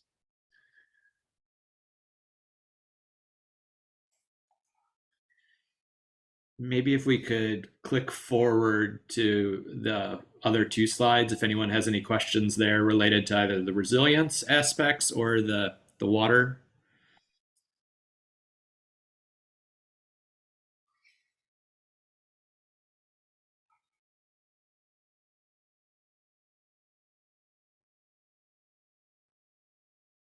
Well, if not, we can wrap up this section.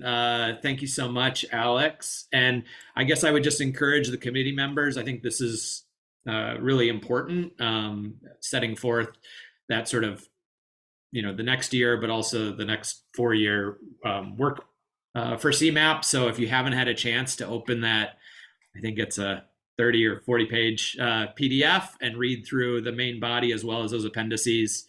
I guess I found it quite compelling and led me to asking some other questions as well. So I appreciate the work you all are doing there. Thank you. Yeah, you're welcome. Hearing no other questions, I'm going to move on to our next item on the agenda, which is climate mitigation and air quality. And for that topic, we have Nora Beck, who is the climate program lead for air quality and water resources, to discuss the work on mitigation and air quality. Nora?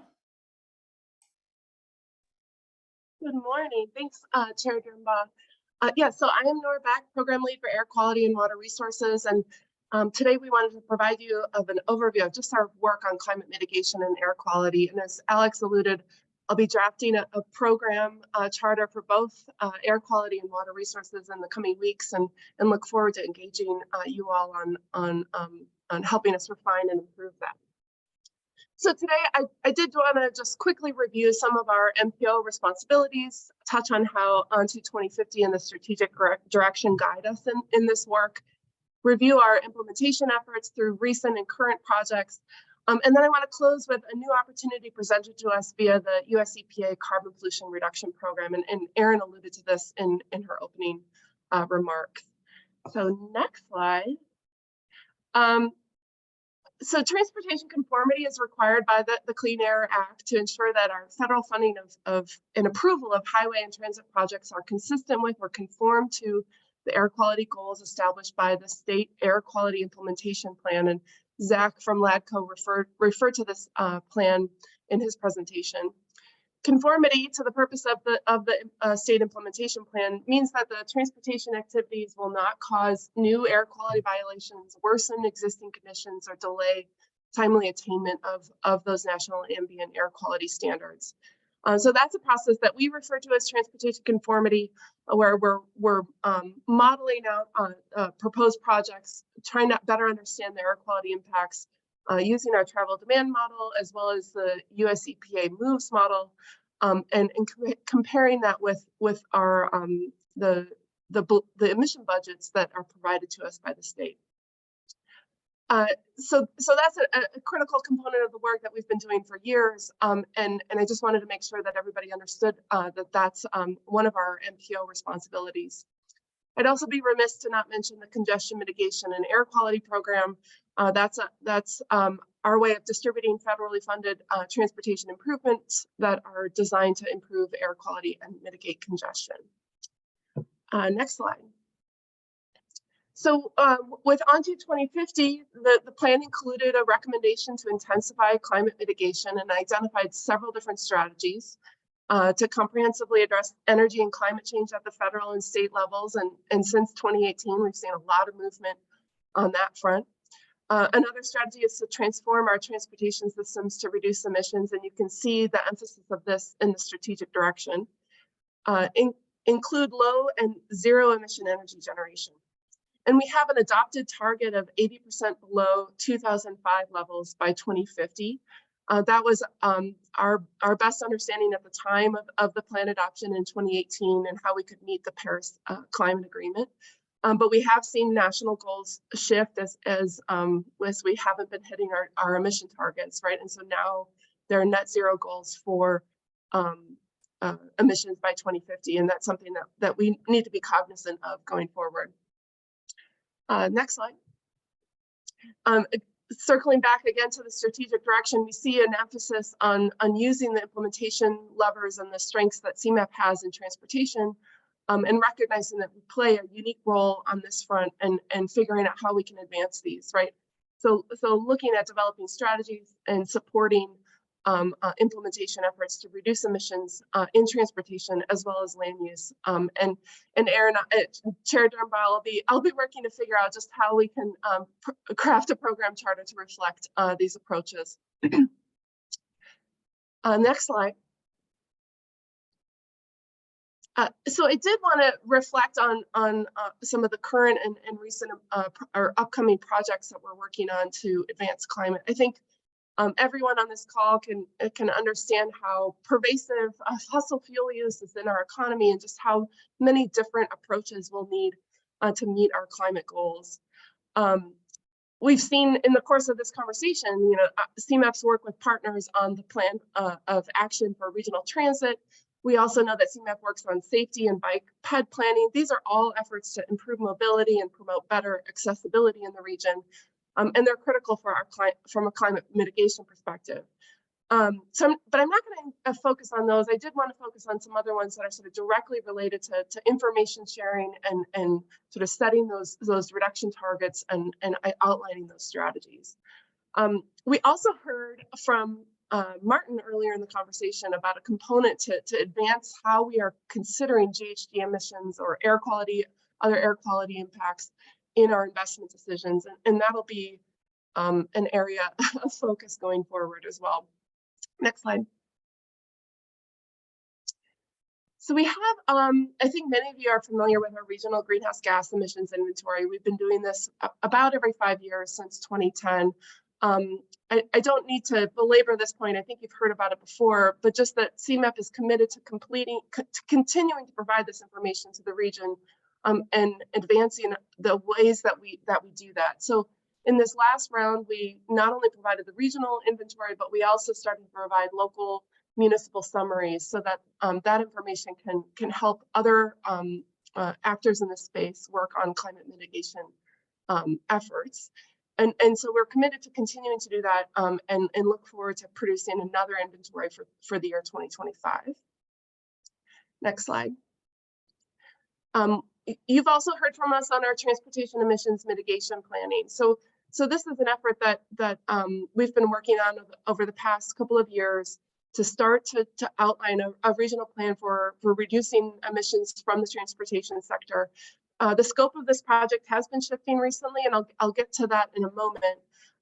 But we are continuing to strive to really understand from an analytical perspective, what do we need to do to meet these targets? It can't just all be electrification. What are the different components that we need? How do they interact with one another? And when we approached and had a conversational interview with Argonne, they expressed an interest to really help us figure out how can we get to net zero in the transportation sector. And so I hope to have more to announce in the coming months on that front, and how we can work with them to understand that scenario. Next slide.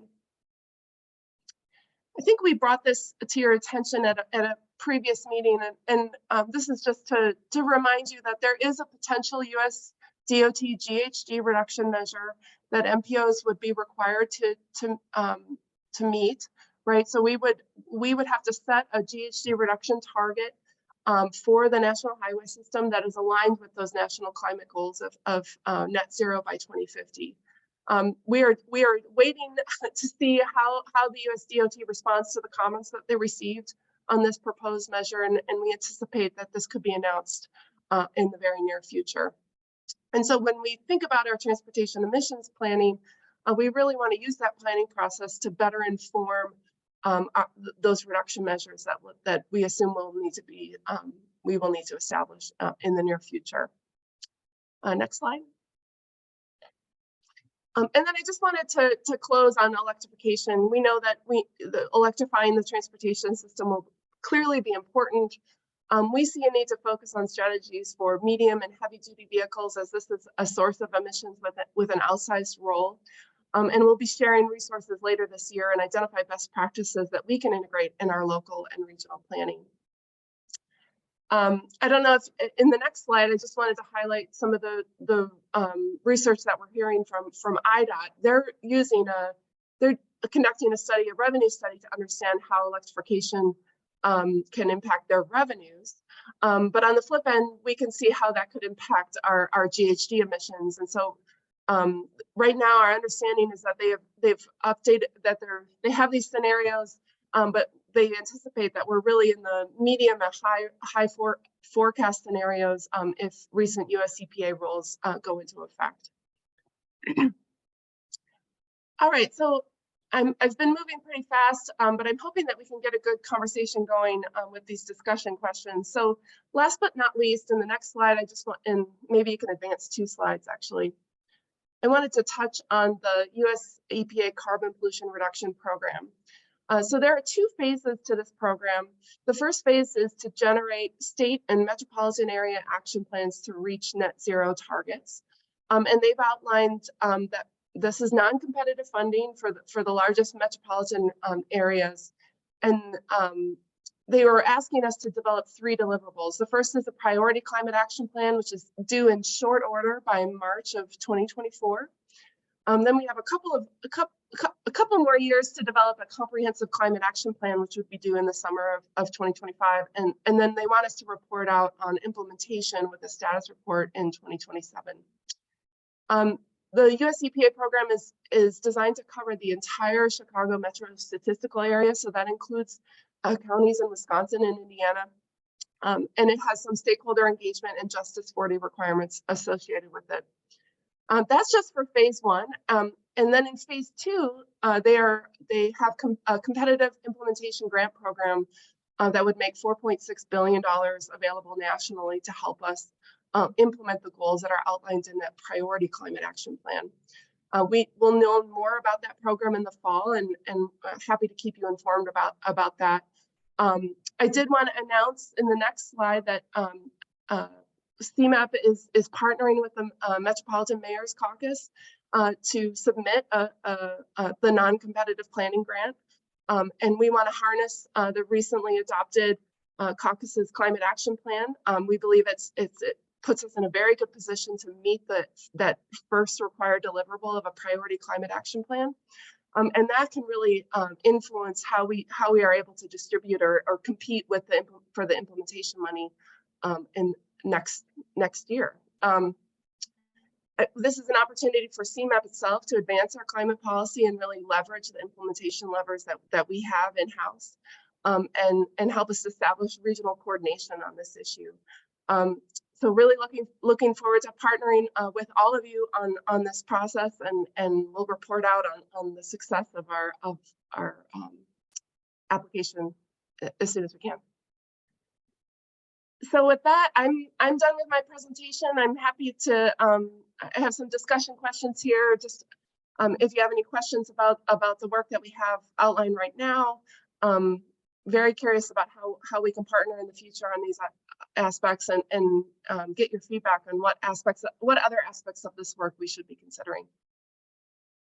Thank you. Thank you, Nora. Very impressive work. Any members of the committee have any questions for follow-up for Nora or responses to any of these prompts?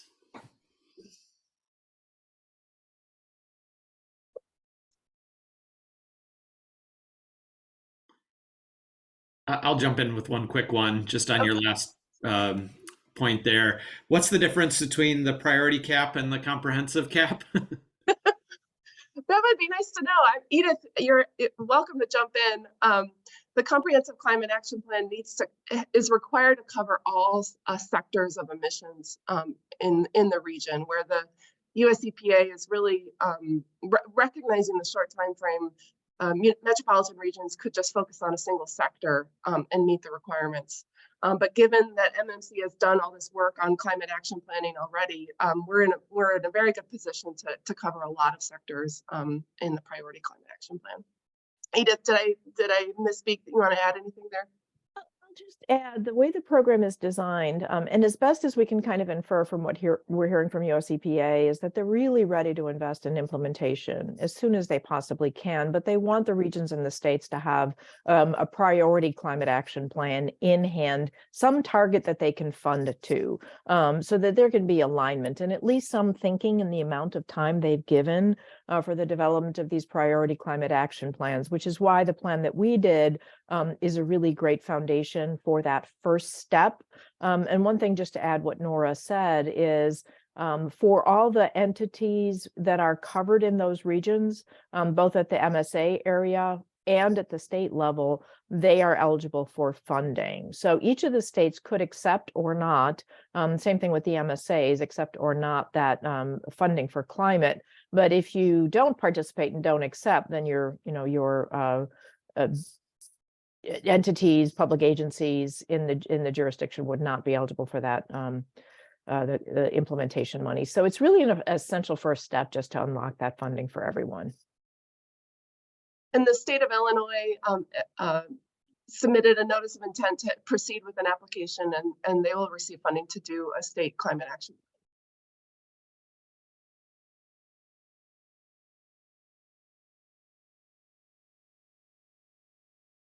Thank you. Edith, did you have another question, or were you just responding to that? All right. Yeah, thanks. Thanks. Other questions on any of the all that mitigation and air quality work?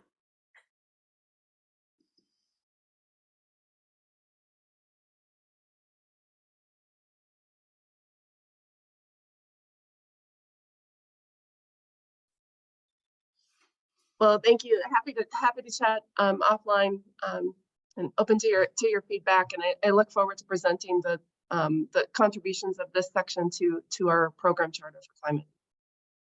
Thank you, Nora. It looks like you have a lot of work on your hands to put together all the different items that we've been discussing today into that charter in support of this work. I think, yeah, I see so many common threads in the different discussions we've had today and the different presentations.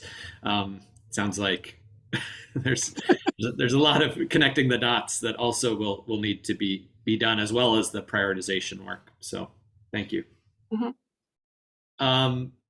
All right, with that being said, we're going to move on to our final agenda items, which are committee member updates. I believe there was one item put forward by one of the committee members. So Chris Young, if you're still here, you have an update on DNR's work on climate action? Yeah, thank you very much. The department has just finalized in late February its agency climate action plan, which is an inwardly focused document looking at the agency's greenhouse gas emissions in our operations. And we've currently moved into our implementation phase with that. We have implementation teams that are meeting regularly now. We had a meeting yesterday. The action plan was developed in collaboration with about 70 staff members from the agency and the Smart Energy Design Assistance Center at the University of Illinois. They provided facilitation for the meetings. They provided research support. Oftentimes our staff are stretched pretty thin as it is. And when, for example, one of our site superintendents brought up an idea about metering campsites and perhaps charging differently depending on, whether it's a recreational vehicle or a small campsite. And CDAC took the question and went away, gave it to one of their graduate students to research. They bring information back to our group. So they provide a lot of really great research support for us, data crunching. They sent me on the data scavenger hunt of all time in this agency, looking at all our electrical use, water use, fuel use, vehicles, everything. We have probably about 400 vehicles in our agency between our state parks and my office, which is resource conservation. So we've done an awful lot of work to develop our greenhouse gas footprint for the agency and work on how we're going to conserve as much energy as possible, and then load on the back end with renewables to bring us to carbon zero. So it's really exciting, and we're off to the races on our implementation. When we started that project, in the first meeting of implementation after the holidays, I said, well, welcome to the day one of our 27-year project. So it's a long haul project. We're going to rely on our young staff members to keep continuing it into the future after some of us have retired or moved on. So it's pretty exciting. It's a whole agency project, and the leadership that we're seeing that's developing in the ranks of our agency, people who are taking ownership, taking leadership of various parts of this has been very gratifying. There are a lot of benefits to our agency operationally, fiscally, and in leadership development, even taking the climate piece, off the table. All these other benefits are really tangible and wonderful. So it's been a great start. And I'd also like to mention that I know that the state is looking at those climate pollution reduction grants as a statewide climate planning. I know that IEPA is taking the lead on getting the paperwork submitted for the first part of that. As we know more, there may be opportunities for us all to collaborate and making sure that we're not duplicating or overlapping too much, or that we're working together as we move forward with statewide climate planning and also implementation in the future. So thank you. Thank you, Chris. I will just put our most recent update from Loyola, which we announced last week. Sorry, I didn't send this in advance, but we were able to announce our clean energy contract for 100% of our electricity for all three of our main Chicago area campuses. So they'll be sourced from Double Black Diamond, which is the largest solar farm in Illinois. So we're one of 4 off-takers with 2 large corporates and then the city of Chicago. So we've been working on this contract and this deal since 2019. So we're really glad to see it over the finish line late last year and then be able to publicly announce it on Earth Day. So there's more details in there. If anybody would like to ever talk about clean energy purchasing, especially at sort of the corporate clean energy procurement process, maybe not so much the municipal or agency level, but for those of you who maybe have institutional or corporate partners that are looking for ways to connect to large utility scale clean energy, happy to share. I've also done a couple webinars on it, so you can find those on like Illinois Green Alliance. But any other updates from our committee members? Oh, Thomas just added one. Thank you, Thomas. Did you want to mention anything more or just have it in the? No, we appreciate a number of you are here are partners with the city of Waukegan and a number of us along the Lake Michigan shores. There's a closed coal plant here that has groundwater contamination. We're obviously very concerned about the impacts of that on Lake Michigan. We've seen that issue in other states of broken coal ash ponds and what that does to water sources. So we are passing legislation. I put it in the chat. HB 1608, we are very close to having the requisite votes to call it. And certainly we appreciate your support throughout the state in pushing that. There are a number of people on this call that are part of that effort. So we appreciate it. Thank you. Thank you. All right, if there's no other announcements, we'll move on to other business. Is there any other business that the CMAP staff is aware of that should come in front of the committee? Not at this time, thank you. And then next item on our agenda is public comment. So staff liaison Brian Daly has received public comments. We'll read them into the record. And then if you want to be recognized, please raise your hand and we can call on you. Thanks, Chair Dernbaugh.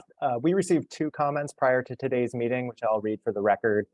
Both were from Alex Labib via the CMAP website. One was the question about redefine the drive, which Martin addressed in his presentation. The second asked what accountability measures were put in place after the IEPA was replaced by the federal EPA for siding with concentrated animal feeding operations that were dumping pig waste into the Mississippi River that caused it to fill with bacteria and decreased the property value of neighboring farms. How can we be confident that they are working for our best interests as part of CMAP? CMAP staff responded to this comment directly to the sender, but wanted to read it into the record as well. I know we have a couple of people, I think maybe just one, who wanted to address the committee. So at this time, if anyone joining by phone who wishes to make a comment could please state their name and make the comment.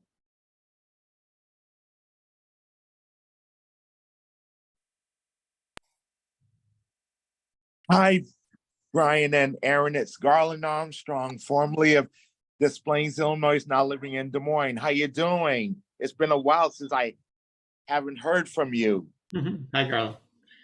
Yeah, I just would like to add a comment, especially for the ADA, to make sure about, like, for people with disabilities, especially when they're on the CTA and then the Metra and then on the PACE bus, especially with the air part, because like when PACE hits and then CTA, when they have battery operated buses, I hope they make sure it's cleaner and better, because sometimes their little stuff can try to get in the when they're on the buses and they could smell it. So I hope CTA and PACE buses will make sure about that so it won't affect them, and especially people who have extreme asthma problems or breathing problems, because that will cause them to end up in a hospital or could be dead at any time. So I hope you make sure to tell CTA about that, because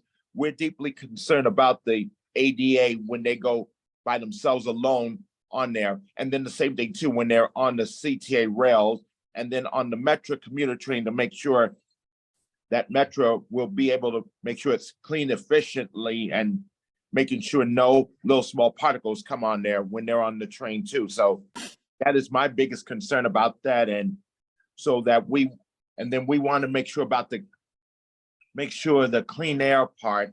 That's the hardest part of them all, to make sure more efficiency cars, to make sure not enough all that smoke coming out of it, because when they're driving, because they feel like they're always in a rush, and then we could smell it like when we're walking down the sidewalks or something like that, because you know how these car drivers are like, I don't care, and they feel like they're in a rush and don't know why, but they don't care about other people who has extreme breathing problems, and that's what they need to be re-educating themselves about, because that could be a major blow for them, because that could cause them why they're doing it, and they don't even think twice at all. So I just want to give you some suggestions on that to make sure that the state of Illinois where that they should do really good, the whole state about it, to make sure that they'll have a cleaner area, not only in the city, but the suburban and rural areas too, because they need that part too, to